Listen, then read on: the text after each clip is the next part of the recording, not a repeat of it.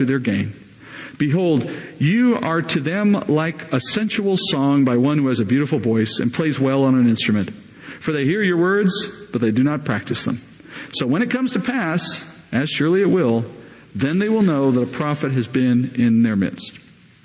So this is a bit of a warning to Ezekiel as well for what's coming, because keep in mind, we know what's happening in the next half of this book, right? Pretty amazing things are about to be spoken. And if what he said in the first half of this book did not tickle their ears and they did not appreciate very much, well, after the exiles come back up from Babylon, they start to understand that this guy knows what he's talking about. Moreover, what he's about to start telling them are things that they're going to enjoy hearing, right? And after listening to him and seeing these prophecies come to pass, and what will start to come now are much more pleasant things, the Lord warns the prophet, hold on, boy. Don't start to think that their attitude has changed.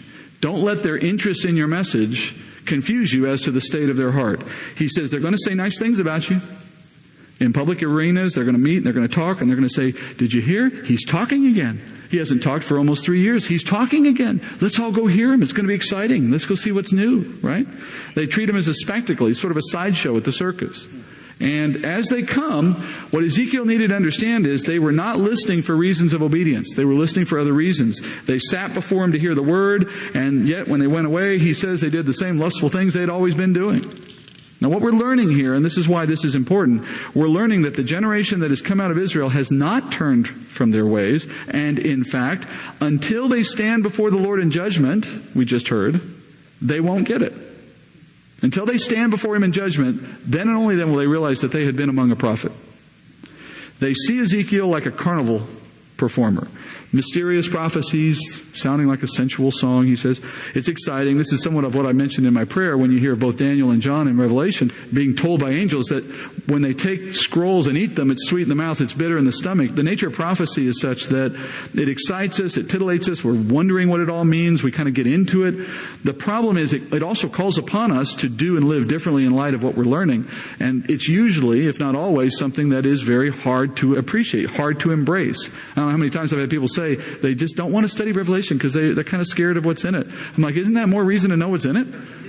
Right? You feel better going blindly into something bad? I mean, wouldn't it be better to know more? But that's the nature of how prophecy hits us. For those of us who like studying it, we get all excited about it, and I think in some cases, we never get to the point of actually wanting to use it. It's just an interesting intellectual pursuit. And that's not just prophetic text. People do the same thing with other parts of the Bible. And in this case, what it meant was that, like watching a performance, when it was over, they went away having been entertained, but essentially unchanged. And so what the Lord is revealing to Ezekiel is the people who are sitting in exile are not going to get any better than they were when they left Israel, which is why they're going to sit there for several generations. It's not this generation that goes back into the land, and for the most part, it's not even the next generation.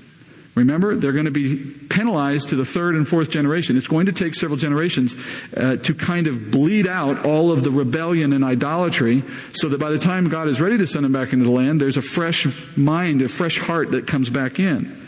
And the Lord is telling Ezekiel, don't think that you're revealing what you're revealing for their sake. That is, it's not going to be fulfilled in their lifetime.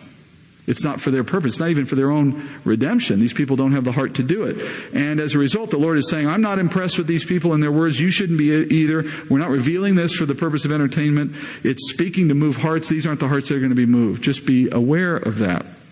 I could go off on a little preaching on that myself from the standpoint of someone who teaches, but we don't need that. I mean, the point is you're here on a Tuesday night when most people aren't. That's probably a good sign.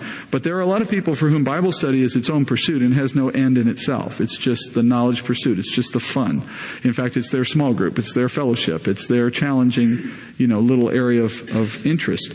If somebody's not willing to put it to work, though, it's a waste of time for everybody's sake. And that's why you'll often hear me in the way I preach or in the way I tell people individually, like the baptism example I gave you a while ago. That's why I don't play around with the words. That's why I tell people do it or don't bother being here. It doesn't make us any better to just talk about it. And because I believe that. I believe if you do what people do with the word most of the time, which is listen, agree, and go home and do nothing, then when you stand before the Lord, I don't think you get a better result for having heard it. I think, in fact, you may be more convicted over the fact that you did nothing with it. So it's better, in some ways, to remain ignorant than to take what God has put in front of us and to do nothing with it. All right? This prophecy serves as a really interesting introduction to the